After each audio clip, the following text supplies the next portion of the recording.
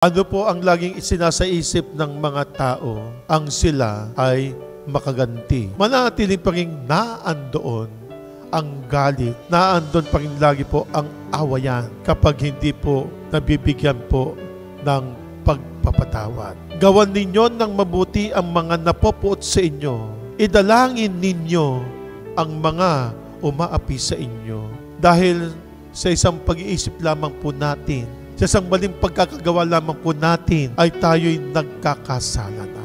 Ito lamang po ang turo sa atin ng ating Panginoong Jesucristo. Ang huwag kang gaganti. Mag-iisip na masama sa iyong kapwa.